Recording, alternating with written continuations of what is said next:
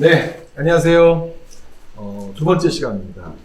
서울시 코비드19 심리지원단에서 서울 시민의 마음을 위한 방송 처방전 코알라 두 번째 2탄인데요. 오늘 이제 감염 공포에 관해서 이야기를 해보려고 합니다.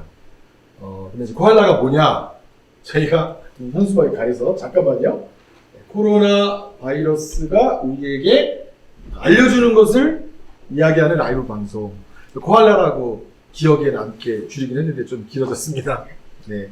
오늘 두 번째 시간은, 김일임 선생님 같이 함께 해주시고요. 오늘 초대 손님으로는, 초대 강사 선생님으로는, 대한정서행동인지의학회에서 추천해주신 우리나라 감염과 감염 공포에 관해서 가장 말씀을 잘해주실 분, 박한섬 선생님, 현재 서울예인류학과에서 일하고 계시고, 정신건강의학과 전문의이십니다. 네, 어떻게 선생님 그 감염 공포에 관해서 관심을 어떻게 갖게 되셨어요?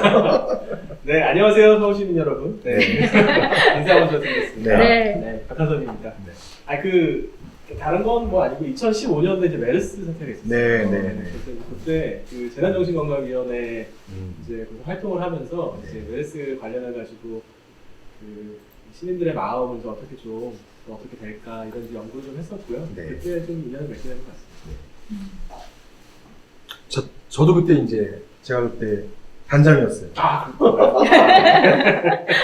당시 복지부에 메르스 사태를 겪으면서 특히 이제 자가격리라고 하는 것을 저희가 거의 그때 처음 알았던 것 같아요. 그렇죠. 자가격리자들의 심리를 어떻게 도와줄 것인가 그런 얘기 하면서부터 감염 재난, 그리고 감염에 대한 공포 이런 것에 관해서 시민들에게 뭔가 우리가 접근해야 될 그런 노력이 필요하다 이렇게 해서 시작을 했는데 어찌됐든 요번에 이제 코로나 메르스하고는 여러 가지 차원에서 다른 코로나 바이러스가 오면서 정말 전에 메르스 때하고는 이렇게 감염 공포가 크진 않았는데 요번에 어쨌든 굉장히 그 시간이 지나도 사실 저는 오늘 낮에도 통화했었거든요.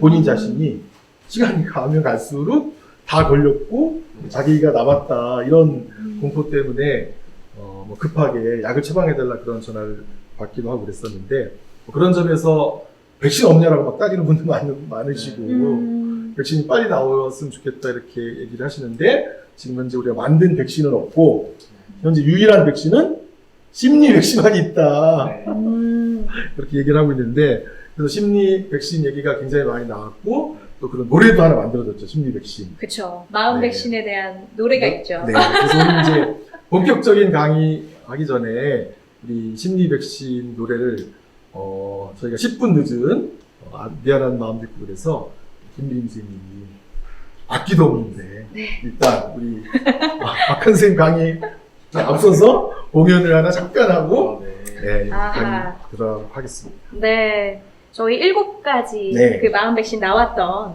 그거를 가지고 이제 노래 가사말을 이렇게 만들었었는데요. 짧게 불러드릴게요. 격려하기, 좋은 일 하기, 솔선수범하기, 제대로 알기, 알아두기, 균형 유지하기, 괜찮을 거야. 우리의 마음 든든하게 좋아질 거야. 희망의 백신으로 마음 백신 7가지 마음 백신 희망의 백신으로. 와 예전에 잠깐 연습했는데 역시 우리 음악치료사 선생님이시면서 동시에 과거 성악가를 다녔던 김미림 선생님의 그런 멋진 노래였습니다. 우리 앞에 스테이지 잠깐 지금 수행했는데요. 이제 박한 선생님 얘기 본격적으로 저희가 나눠보도록 하겠습니다. 네. 감염에 대한 공포 어떻게 우리에게 시작됐는지, 감염 공포 극복하고 확실히 편해지는 법이 어떤 것인지를 저희가 이제 앞으로 오늘 30분 정도 원래 이제 강의였는데 박현 선생님 토크식으로 하면 더 좋겠다 그래서 토크로 나눠보도록 하겠습니다. 네. 다음 질문을 주셔야 합니다. 네, 우리 김일임 선생님. 네. 인류사에 있어서 전염병은 어떤 의미를 갖는다고 생각하십니까? 라는 질문이에요. 네. 이 답을 하기 전에 네. 일단 노래 너무 잘 들었어요. 네. 감사합니다. 반주도 없이 어떻게 끝까지 이렇게 네. 민망하시죠? 네. 네. 근데 저한테는 큰 의미를 가지는 것 같은데. 네. 그렇죠. 인간은 사실 이제 긴 인류사 동안 전염병은 인간이 겪었던 가장 큰 재난 중에 하나예요. 우리는 이제 전쟁, 뭐 기아 이런 것들이 이제 큰 재난이라고 생각을 하죠. 화산 폭발하고 지진, 해일. 그런데 실제로 사람들을 제일 많이 죽인 재난은 전염병입니다. 지금까지 500억 명의 사람이 지구상에서 살았어요. 네. 그 중에서 70억 명이 지금 살아있죠? 네. 430억 명은 이미 들어가 있어요. 조상들이죠. 그 중에 약 60% 정도는 다 감염병에 들어가 있어요. 그래서 감염병은 이제 우리가 한 100여 년 전부터는 이 수많은 감염병에서 사실 좀 어느 정도 해방이 됐어요. 그래서 그런 감염병 재난을 겪으면 야, 이게 정말 처음 겪는 일인 것 같이 두려워하긴 하지만 사실 우리의 조상들은 늘 겪었던 그런 일이라고 할 수 있죠. 하여튼 뭐 패스트 얘기부터 시작해서 네. 인플루엔자 사실 이번에도 이렇게 과학이 엄청난 발전된 과학을 갖고 있지만 지금 많은 사람들이 죽어가고 있고 또그 죽음의 시체를 놓고서 여러 가지 많은 생각을 우리에게 던져줘서 사람들이 이제 뭐 코로나 이후와 이전 이렇게 역사가 나눌 것이다 이렇게 많은 얘기를 하고 있는 것 같습니다. 다음 질문 또 저희가 또 드릴게요. 감염병 재난에도 어떤 흐름과 단계가 있다 이렇게 이제 얘기가 되고 있는데 박한 선생님 어떤 단계인지 그게 이제 감염병 재난의 세 단계라고 하면 조금 과도하고요. 감염병 재난에 대한 집단의 심리 반응의 세 단계. 그렇죠. 집단의 심리 반응. 네. 일단 첫 단계는 뭐 잘 짐작할 수 있지만 불안과 두려움입니다. 내가 감염되지 않을까 하는 두려움 맞아요. 정도 있어요. 지금도 네. 사실 좀 있어요. 맞아요. 걸리면 어떡하지? 이런 생각이 있죠. 그런데 이제 두 번째 단계는 혐오예요. 감염병은 특징이 있죠. 누군가한테 옮는 거 누가 나한테 옮길까 이런 생각을 하게 되죠. 그래서 이제 그게 뭐 특정 감염이 많이 될 것 같은 사람들. 옛날에 메르스 5년 전이죠? 5년 전에 메르스 때는 의사들, 의료인들한테 대한 그 불안과 혐오들이 있었어요. 그렇죠. 그때 그 모 병원에서 이제 감염병이 많이 확산이 됐는데 메르스가 확산이 됐는데 택시도 거기 안 가고 배달 음식도 안 되고 그런 일이 있었죠. 그래서 이제 혐오가 두 번째 단계고요. 세 번째 단계는 감염병이 어느 정도 소강 상태에 접어들면 누가 과연 이 사회에 이렇게 큰 심각한 재난을 일으켰느냐 희생양 찾기가 시작합니다. 그 희생양 찾기는 사실 진짜 정말 문제가 일으켰던 사람을 희생양으로 찾지 않아요. 감염병 재난을 일으킨 사람이 있죠? 없어요. 감염병은 그냥 바이러스가 일으키죠. 감염병을 희생양으로 삼는다면 좋겠지만 우리 사람 마음에도 그렇지가 않습니다. 그래서 누가 잘했네, 누가 잘못했네 하고 희생양 이런 이제 안 좋은 집단적 심리 반응이 나타나게 된다고 합니다. 네, 그래서 이 감염 질환 때 혐오 반응을 일으키지 않도록 하기 위해서 또 내놓는 슬로건 중에 하나가 우리가 바이러스랑 싸워야지 사람과 왜 싸우냐 사람과 싸우면 안 된다. 그렇습니다. 사실 생각보다 혐오 반응이나 차별 이런 게 생기지 않도록 굉장히 뭐 WHO 포함해서 많은 그 여러 전문 기구들이 이 감염병에서는 좀 그 차별의 결과가 나타나지 않도록 많은 노력을 하고 또 그런 물건이 굉장히 많더라고요. 네, 감염병 재난의 세 단계. 저희는 지금 어느 단계에 와 있다고 볼 수 있을까요? 근데 지금은 조금 달라요. 지금 이 이제 코로나19 정식 명칭으로 코비드19인데 19 그 상태 상황이 조금 지연되고 있어요. 우리 전 세계적인 팬데믹으로 가면서 이제 혐오 반응이 계속 지연되고 있고요. 그래서 이제 사람들의 불안이나 두려움도 아주 오랫동안 유지가 되기는 어렵거든요. 근데 지연된 불안 반응이 있으면 사람들이 좀 밋밋해지고 오히려 또 아무 일 없었던 것처럼 또 일상생활로 돌아가시는 분들도 있어요. 우리 사회적 거리두기에 지금 힘을 쏟아야 되는 시대들을 불구하고 오늘 제가 이렇게 오다가 홍대 쪽으로 이렇게 왔거든요. 사람들이 너무 많아요.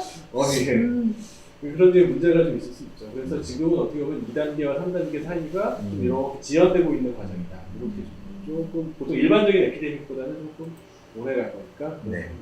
아실 것 같습니다. 알겠습니다. 이제 김미림 씨. 네. 그러면 다음 질문이 불안을 가진 상태로 삶을 지속하면서 생활 양식인가요? 생활 양식은 어떻게 바뀌게 될까요? 네, 그래요. 네. 우리 인류학에서도 이제 이야기하고요. 정신의학에서도 말합니다만 사람들이 세상을 바라보는 두 가지 입장이 있어요. 간단하게 얘기를 하면 첫째는 장기적으로 아주 먼 미래까지 계획하고 사는 방향을 말합니다. 김민희 선생님 만약에 앞으로 50년을 더 산다라고 생각한다면 어떤 계획을 세우시겠어요? 저요? 50년의 계획이요? 네. 그러면 이제 이번 달에 받는 월급을 오늘 이번 달에 다 써버릴까요? 아니죠. 저축하고. 네, 저축합니다. 저축하고 미래를 위해서 준비하고 그쵸. 또 이제 가족과 자식들을 위해서 더 나은 삶을 위해서 또 준비하고 또 사람들과의 신뢰적 관계를 잘 맺을 거예요. 왜냐면 신뢰를 잘 맺어야 또 나중에 서로에게 이득이 되는 거예요. 근데 이 전염병, 이 세계적인 팬데믹 상황이 오랫동안 지속이 되면 사람들이 내일을 기약할 수 없게 돼요. 그러면 우리가 빠른 생애사 전략이라고 하는 상황으로 접어들게 됩니다. 즉, 이제 앞으로의 긴 미래를 예측할 수 없을 때는 돈도 다 써버리고 또 신뢰관계도 깨져요. 언제 저 사람과 또 만날지 모른다는 생각이 드니까 그냥 일시적인 관계에 집착하게 되고 또 향락에 빠지게 되고 이런 방식으로 가게 됩니다. 이게 좀 어떻게 보면 설마 그렇게까지 되겠어? 라는 생각이 들겠지만 감염병 재난은 아까 말씀드린 것처럼 인류사 동안 오랫동안 지속이 되는 상태예요. 그래서 이 감염병 불안이 있을 때는 우리는 나도 모르게 그런 방식의 삶의 방식으로 좀 바뀌어 나가게 되는 그런 부정적인 경향을 보이게 된다고 합니다. 공황이 오긴 경제공황 말씀하시는 거죠? 아, 네. 뭐 재난의 일상화 네.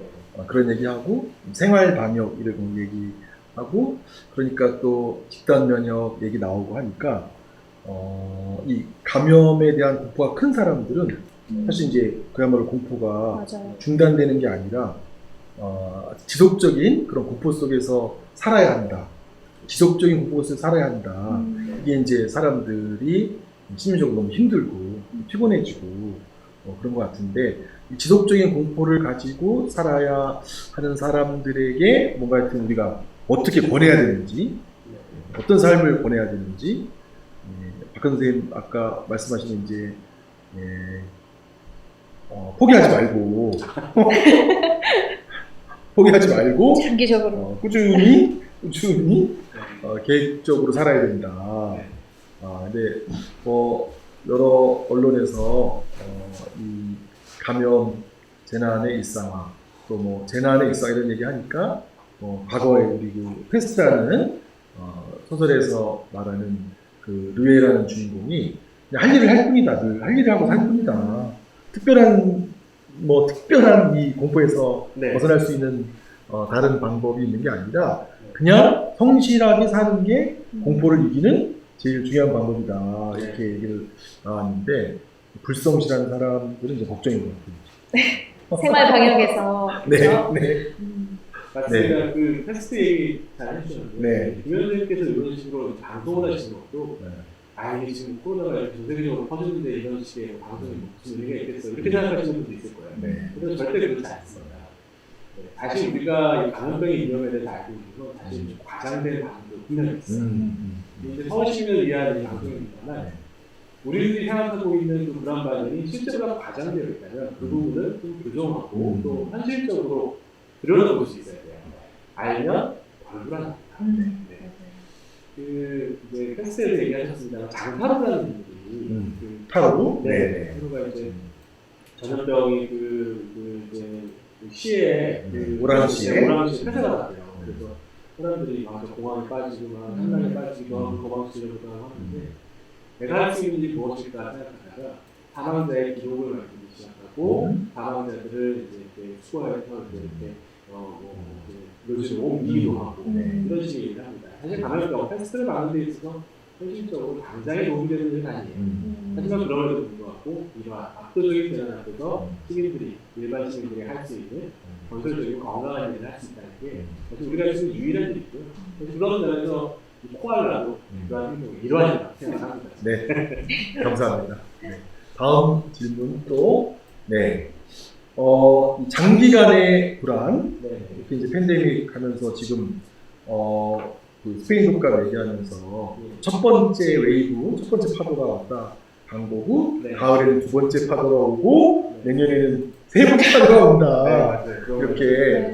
여러 파도 이론이 지금 우리한테 들려오고 있는데, 네. 전문가들도 그런 얘기를 하고, 네. 이런 장기간의 불안은 저희한테 어떤 영향을 미칠까요? 네. 네. 더잘 아시는 거죠. 민망합니다. 제가 더 알죠. 네. 네. 네, 불안은요, 우리의 그 위험을 회피해주고, 그리고 좀 더 민첩하고, 적절한 행동, 그걸 판단을 할 수 있도록 도와주는, 어떻게 보면 적응적인 그런 심리적 반응이라고 할 수 있어요. 네. 하지만 너무 심한 불안, 혹은 너무 오랫동안 지속되는 불안은 인간의 부적절한, 부정적인 반응을 유발할 수 있거든요. 근데 이 팬데믹 상황이 금방 끝나지 않으리라는 예측이 훨씬 더 많거든요. 네. 1년, 2년 정도 갈 수 있다. 이런 의견들도 있을 것 같아요. 그렇게 된다면 사람들이 이렇게 오랫동안 불안해서 견딜 수 있을까? 그렇지 않습니다. 오히려 장기간의 불안에서 뭐 무덤덤해지는 반응을 유발하게 됩니다. 그러니까 과거에 우리가 생활방역도 하고 사회적 거리두기도 하는데 오히려 이전 사용을 더 빨리 들어가서 감염병을 막는 데 있어서 편하게 행동을 할 가능성이 있습니다. 두 번째는 지금 윤 오관이라고 이야기하셨는데 사회적 거리두기 많이 하고 있잖아요. 사람들 사이에서 거리를 물리적으로 두는 건 좋은데 심리적인 거리가 멀어지는 경우도 있어요. 네. 사람들을 만나지도 못하고 이야기도 안 하고 아주 확실한 가까운 사람들만 얘기하게 되니까 이런 것들이 장기적으로 지속되면 우울감도 시작되고 심지어 자살률도 높아진다 이런 보고들도 있습니다. 네. 어쨌든 그 불안을 장기적으로 갖게 되면 피로감도 높아지고, 네. 그 다음에 사람 의심하게도 된다고 해요. 네 맞습니다. 왜냐면 이제 소위 말해서 숨겨진 감염 이런 표현을 언론에서 이미 쓰기 시작했더라고요. 네. 그래서 누구 한 사람에 의해서 30명 이번에 그 경상북도에천에서 이런 일이 나오기 시작하니까 이제 쉽게 말하면 감염되냐 감염되지 않느냐 하는 거는 누구를 만나느냐 네. 누구 옆에 있느냐 네. 그래서 이제 확실한 사람 옆에 있어야 된다. 네. 그런 사회를 좀 이렇게 의심하게 만들고 다른 사람은 이제 그런 영향도 있는 것 같고 네. 그런 장기간의 불안 속에서 우리가 건강한 방식으로 관계를 맺으면서 유지한다. 이거는 생각보다 쉽지 않아서 네. 정말 좀 노력 인증에 네. 필요하다. 서로에 대한 노력이 필요하다. 그렇게 생각이 들고 아까 말씀하신 그 자살 얘기도 실제로 데이터가 많지는 않은데 네. 왜냐하면 우리가 자가격리 이런 거를 현대에 들어와서 실시한 시간은 그렇게 길지 않고 또 이렇게 오래간 팬데믹이 흔치 않았기 때문에 네. 제가 어쨌든 데이터 찾아보니까 이제 홍콩에서 쌌을 때는 확실히 노인들이 그 기간에 자살을 더 많이 했다는 논문이 있더라고요. 이제 외롭게 단절돼서 보낸 시간 때문에 사실 장기간의 이런 불안이 우리에게 여러 가지로 영향을 미칠 수 있는데 그것에 또 대비를 해야 된다. 그런 말씀 드리고 싶고 또 다음 우리 사실 이 질문은 박한 선생님이 만든 질문이고 저희가 이제 읽어서 대신 네. 질문해 드릴 겁니다. 네. 전염병의 확산으로 인해서 네. 사람들의 생활 양식, 심리, 감정, 가치관의 변화가 생긴다면 네. 어떤 것들이 생길 수 있을까요? 네, 그래요. 지금 조금 이제 가볍게 얘기를 해볼게요. 뭐, 자살, 우울, 불안 얘기하니까 좀 힘들었죠. 네. 사실, 그렇게 이제 심각한 정신병리로 나가는 경우는 물론 당연히 노력을 해야죠. 저희 같은 정신과 의사들도 최선을 다해야 되겠습니다만, 또 그렇지 않은 일상생활을 하시는 분들도 삶의 변화가 오게 돼요. 그리고 그게 또 소소한 작은 변화가 큰 또 영향을 만들기도 됩니다. 아마, 지금 집에서 재택근무하시는 분들 많으실 거예요. 서울 시민들 중에서도요. 네. 저도 지금 재택 연구를 한 지 한 2달 정도 됐거든요. 네. 처음에는 좀 힘들었는데, 자꾸 집안일을 하게 되더라고요. 아, 집안일이 이렇게 힘들구나, 이제 알게 되는데. 지금 요즘은 깨달았습니다. 저는 좀 약간 집돌이구나. 네, 나오는 게 싫더라고요. 네. 오늘 이거 방송 때문에 나왔는데, 좀 괜히 나온다고 그랬나? 이런 생각이 들 정도로. 네, 근데 아마 여러분들도 이제 그럴 거예요. 지금 한국의 대학생 200만 명이 지금 비대면 수업을 하고 있습니다. 네. 그리고 오늘 시작했죠? 이번 주 초부터 시작했죠? 고3부터 그 초중고등학교 600만 명의 학생들이 또 집에서 수업을 듣고 있습니다. 수많은 직장에서 재택근무를 하고 있고요. 이게 이제 한 6개월, 1년 이렇게 가게 되면 이제 사회가 바뀌게 돼요. 우리 미래에는 다 집에서 일하고 집에서 근무하고 원격으로 뭐 이제 하고 이런 것에 대한 미래를 우리가 항상 생각하고 있었지만 사실 현실로 와닿지는 않았는데 네. 어떻게 보면은 이 코로나19라고 하는 상황이 그러한 미래를 갑자기 느닷없이 우리 앞에 확 가져다 줬다고 할 수 있을 것 같아요. 이제 뉴노멀이 될 수도 있죠. 근데 이제 과연 이 뉴노멀이 우리는 이제 마음을 보는 사람들이니까 이 현대인의 마음에 긍정적으로 작용할 것이냐, 네. 부정적으로 작용할 것이냐, 네. 그건 잘 모르겠어요. 네.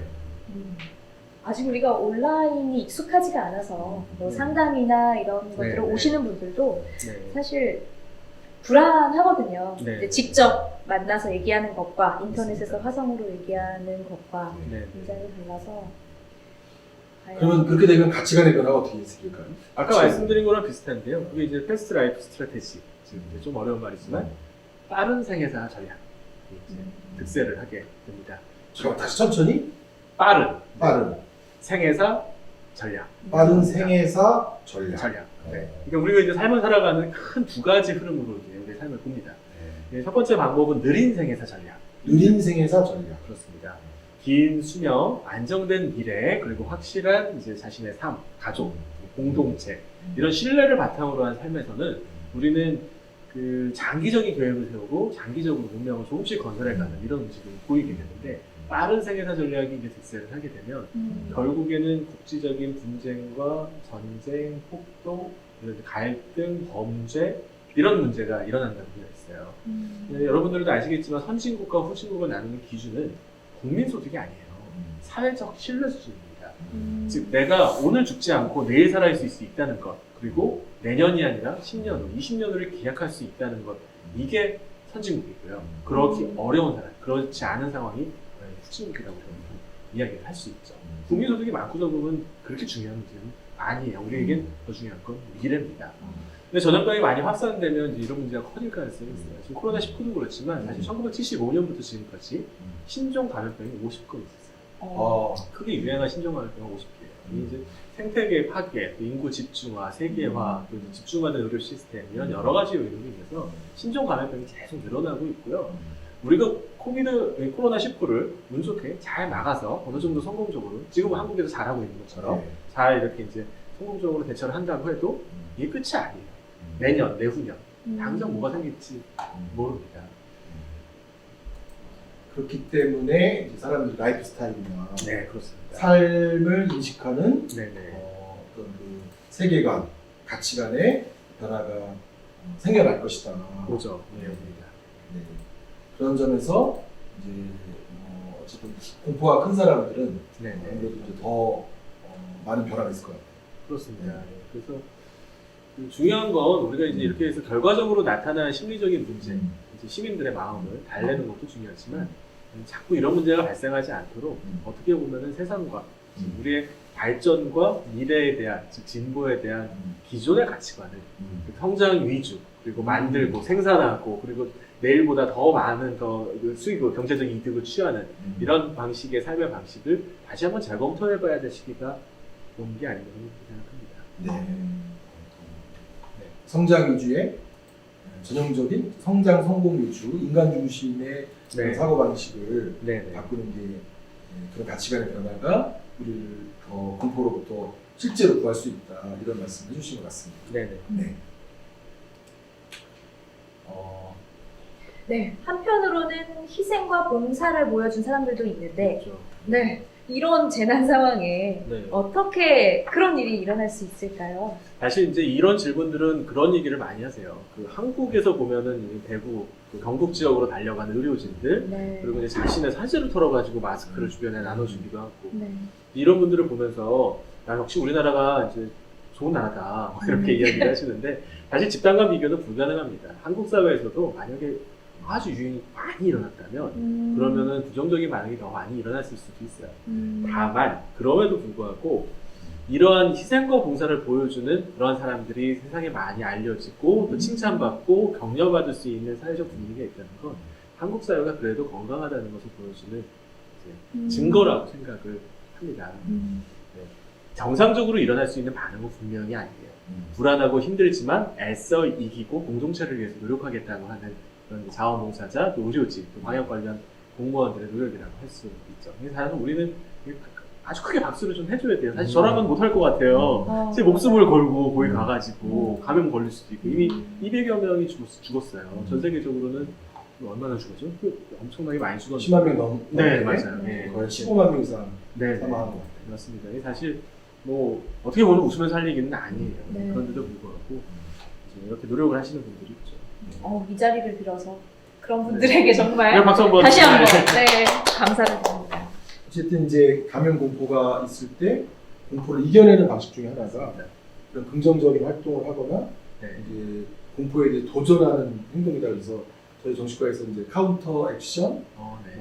카운터 포빅 액션 이렇게 해서 공포를 이기는 방법은 공포로부터 피하는 방법이 아니라 공포 속으로 들어가는 거다. 그렇게 해결하는 이제 사람들도 있다. 네, 네. 그런 사람들로 인해서 주변 사람들이 네. 이거 생각보다 안 무섭네? 맞습니다. 제가 자원봉사하러 갔어? 제 원래 평상시 네, 그런 애가 아닌데 하면서 나도 할 수 있지? 이렇게 주변 사람들에게도 그런 네. 어떤 용기를 주는 카운터 액션 이런 것을 통해서 또 자기의 공포를 이겨낸 사람들도 네. 주변에 있고 이제 그런 사람들의 또 영향을 받고 이렇게 해서 이제 저희가 그런 공포를 이겨나가는 게 아닌가 생각하고요. 네. 다음 우리 질문. 네. 네, 달고나 커피 요즘 네. 많이 인터넷에 온라인에 돌고 있고요. 혹시 만들어 보셨어요? 저는 보기만 했어요. 네. 그걸 뭐 1000번을 돌려야 된다고. 네. 100번? 1000번? 아, 저 400번이라고 알았는데 아, 그래요? 1000번인가요? 네네네. 제가 1단계로 1000번이면 진짜 맛있게 되나 보죠. 네. 김현수 선생님 돌려야 된다는. 저는 안 해보셨어요. 네. 아, 네. 계획 없이 노는 아무놀이 챌린지? 이런 것들이 심리적으로 어떤 의미가 있을까요? 이제 자가격리가 많이 이제 일어나고 있고 또 이제 사회적 거리두기를 하면서 집에서 보내는 시간이 많아지니까 이제 이런 식의 인터넷 하이 문화가 좀 유행을 하는 것 같아요. 그래서 어떤 면에서 보면은 이제 사실 엄중한 상황이에요. 엄중한 팬데믹 상황인데 그 상황을 조금은 유머러스하고 재미있게 극복하고자 하는 건강한 이제 반응이라고 생각을 합니다.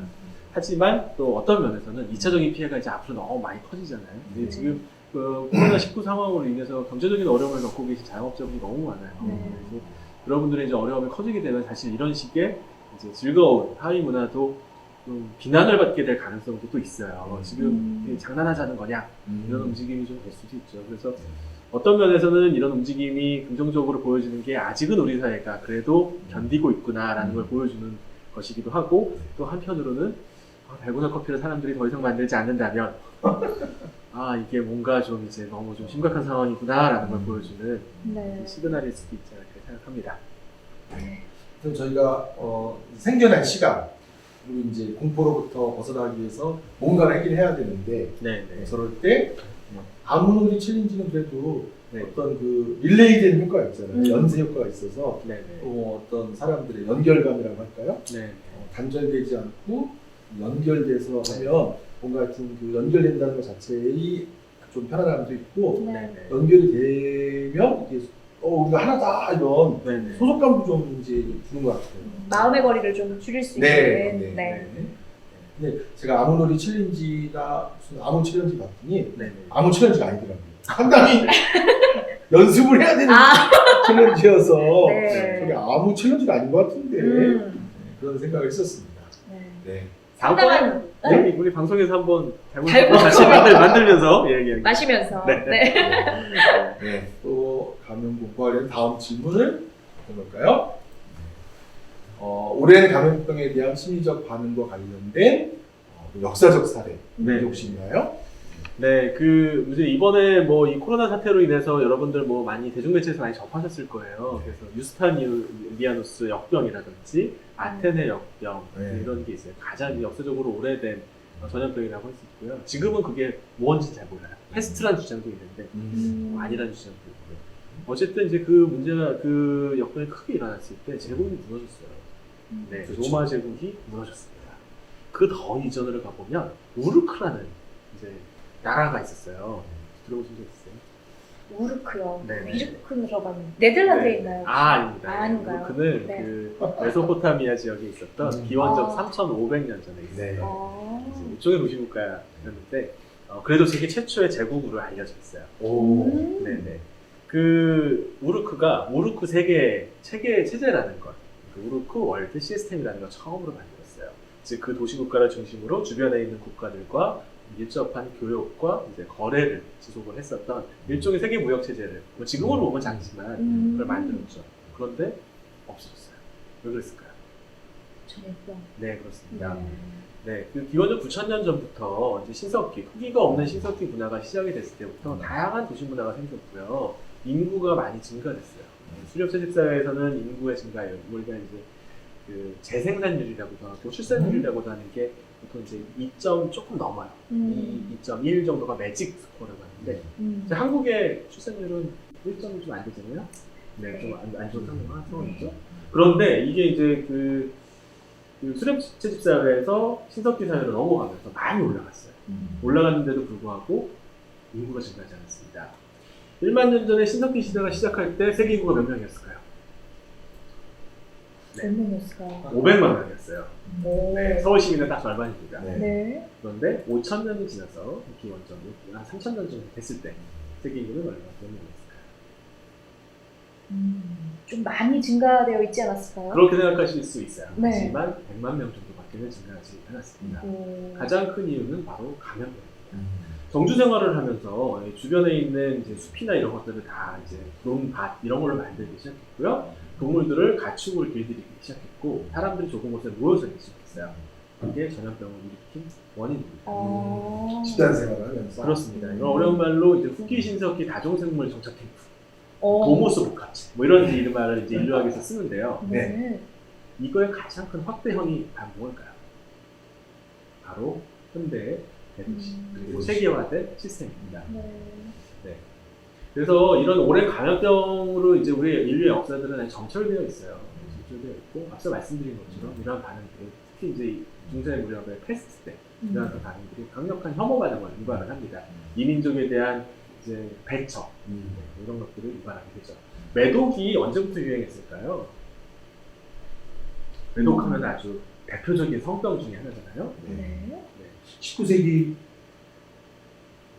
19세기에도 많이 유행을 했었죠. 네. 정착 생활을 하면서 15세기 정도 즉 그래요? 유럽 사람들이 이제 이 식민지 개척을 막 시작을 하고 네, 세계로 이제 넘어치기 시작할 때부터 매독이 많이 유행을 했어요. 네.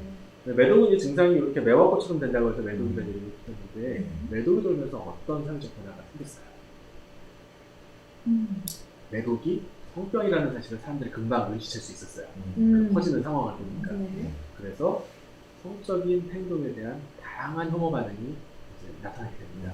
소위 올바르지 않은 성적 행동, 성적인 행동을 보이는 사람들에 대한 혐오 반응이 크게 증가하게 되고 이제 우리 집단이 아닌 다른 집단, 이제 백인 입장에서 볼 때는 이제 코카소스인 입장에서 볼 때는 동양인이라든지 흑인이라든지 뭐 남유럽 사람이라든지 이런 혐오 반응이 크게 혐오 반응이 크게 커지게 되죠. 네. 그래서 이 감염병에 대한 심리적 반응, 집단의 심리적 반응은 그렇게 건강하지가 않습니다. 감염병을 막는 게 제일 우선이고요. 만약에 감염병이 돈다고 하면 이런 혐오 반응이 2차적인 피해를 유발하지 않도록 다양한 노력을 기울여야 됩니다. 이제 우리도 이제 혐오 반응이 나타나기 시작할 거야. 네. 이미 좀 어떤 면에서 나타나기 아니 손 안 닦는 인간. 네. 손 안 닦는 인간. 씻고 와라 막 네. 이렇게. 네. 뭐 발 안 닦는 인간은 모르겠지만 손 안 닦는 인간은 안 논다. 마스크 안 하는 사람들에 대한 뭐 네. 그런 거 공공장소에서 포함해서 네. 우리도 우리 행동에 체계에 문명사적인 어떤 전환과 관련된 뭔가 좀 나타날 수도 있지 않을까 그런 생각을 합니다. 네네. 네.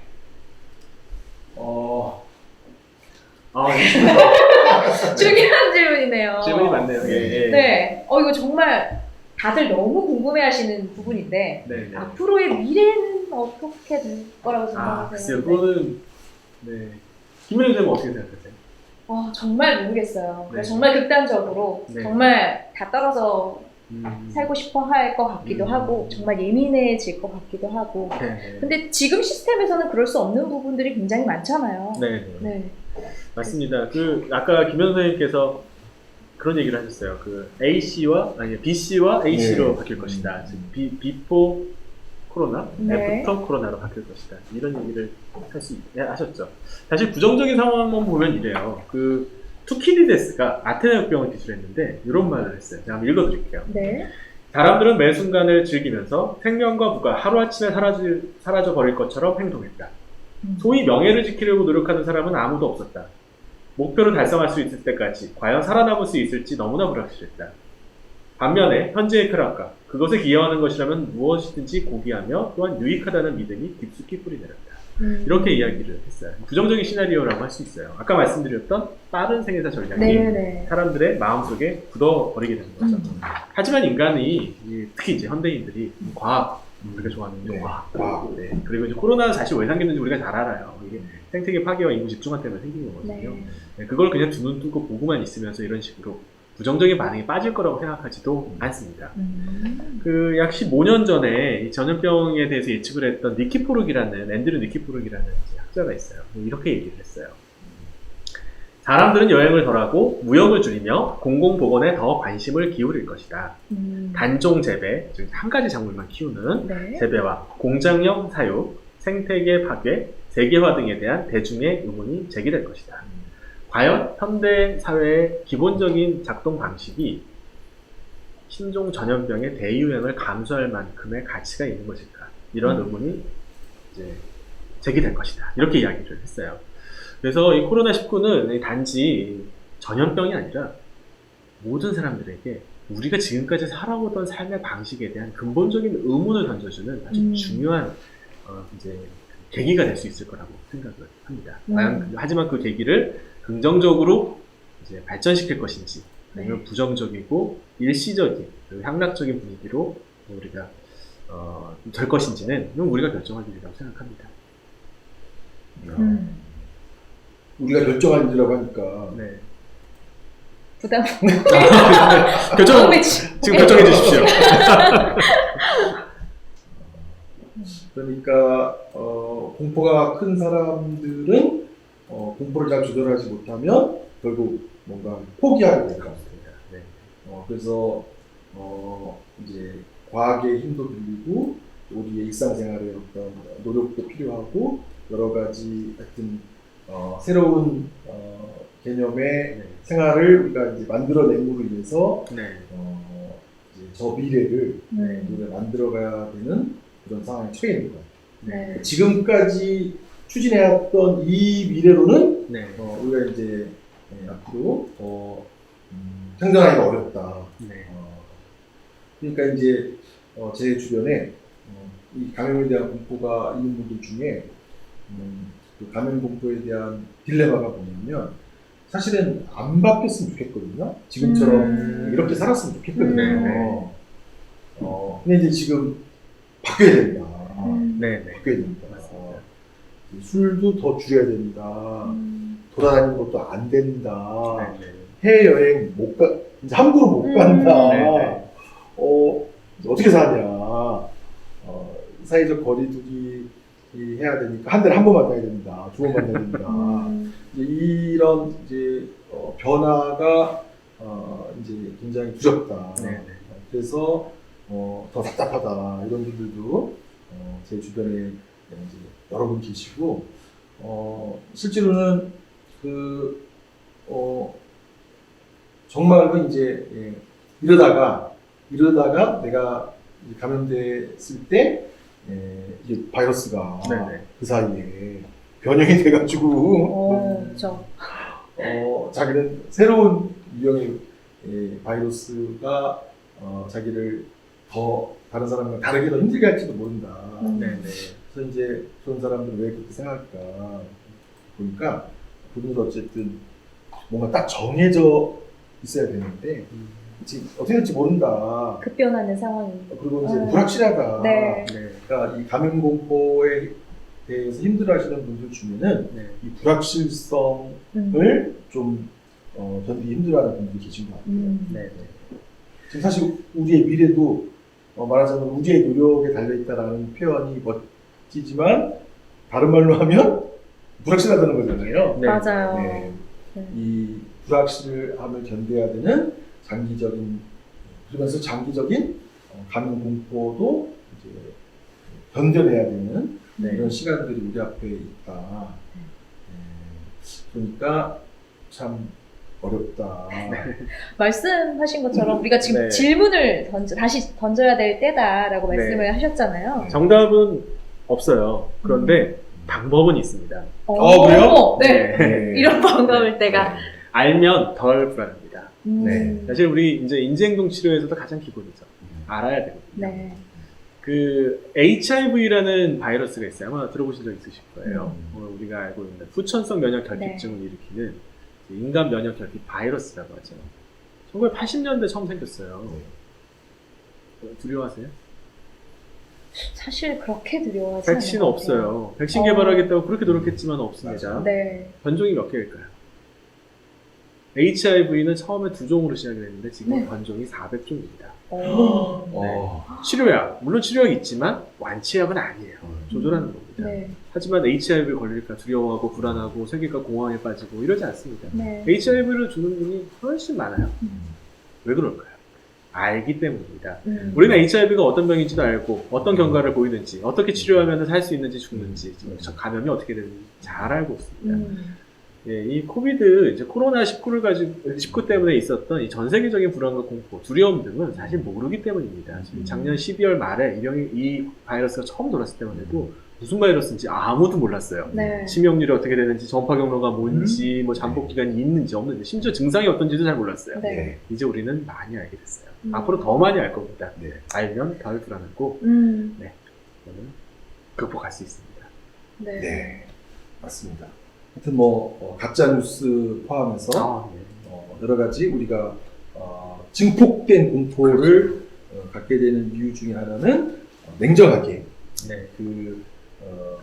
지식 네. 이거를 갖추지 못할 때 네. 더 그런 일이 일어나기 때문에 우리 의학자이자 정신과 전문의 박한 선생님께서 감염 공포를 이기는 가장 중요한 팁은 알아야 된다. 네. 그리고 이제 사실 진짜 전 세계에 확산되면서 계속 더 새로운 정보가 이제 모여지고 있고 또 많은 나라의 학자들이 지금 다 자기 나라에서 겪었던 경험을 제출을 해서 그걸 이제 한데 모아가지고 이제 코로나 바이러스가 이런 성격이기 때문에 적어도 이제 이런 경과를 밟고 이렇게 피할 수 있고 저렇게 피할 수 있고 이렇게 우리 플래튼드 커브라고 해가지고 이제 아주 큰 피해를 줄이려면 이렇게 할 수도 있다 이런 정보들이 더 나와서 맞습니다. 하여튼 우리가 하나 둘씩 알아갈수록 불안은 줄어들고 공포도 줄어들고 있다 이렇게 말씀드릴 수 있을 것 같습니다. 저기 시청자 의견이 좀 있네요. 네, 저 봤어요 지금. 네. 현수쌤 파이팅. 그게 의견인가요? 네. 질문인 줄 알았는데. 네. 코로나로 인한 혐오와 배척도 걱정이다. 이런 얘기도 있으셨고요. 네. 사회적 거리두기 기간인데 제주도에 오시는 분 너무 많다. 네. 여기도 있네요. 아니, 저도 이번에 한가해서 좋다고 인스타에 올려요. 그런 사람 극혐. 네.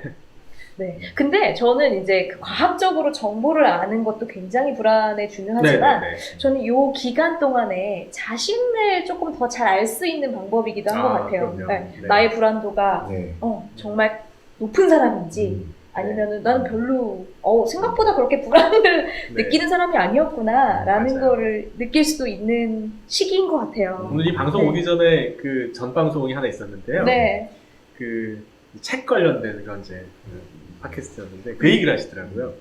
집에 혼자 있으면 냉장고 파먹기 하지 않느냐. 사회적 거리두기 하는 동안 집에 있으면서 책 파먹기를 해라. 그런 얘기를 하더라고요. 사실 집에 책장에 있는 책, 안 본 책 많아요. 다 잊어버린 책도 많고. 네. 책 파먹기에 한번 푹 빠져보시는 시기가 시간이 되는 것도 이 시기를 긍정적으로, 건설적으로 이겨내는 방법 중에 하나라 생각합니다. 네. 냉장고는 다 파먹었다고 하는 것 같아요. 아, 그쵸. 한 두세 달 정도 네. 네, 됐으니. 저희 귀 텅텅 폈어요. 냉장고는 그만 파먹고 네. 지식, 음. 네. 이 공포를 이겨내는 네. 지식을 갖추기 위한 책을 파먹자. 네. 좋네요. 또 한 가지 좋은 팁을 주신 것 같습니다. 네. 네, 오늘 이렇게 늦은 시간에 박강 선생님 모셔서 감염 공포, 또 감염에 대한 역사, 또 감염 공포를 이기면서 우리가 어떻게 지내야 하는지 그런 얘기 해주셔서 너무 감사드리고요. 어쨌든 우리 박강 선생님은 대한정서행동인지학회에서 감염 공포를 이기게 하는 의사로서 추천되셔서 네. 오셔서 감사드립니다. 또 대한정서행동인지학회 이강욱 이사님께 이 자리에 빌어서 감사 말씀 전하고요. 광고, 저희가 그 시민들에게 받은 여러 가지 주제가 4가지가 있었는데요.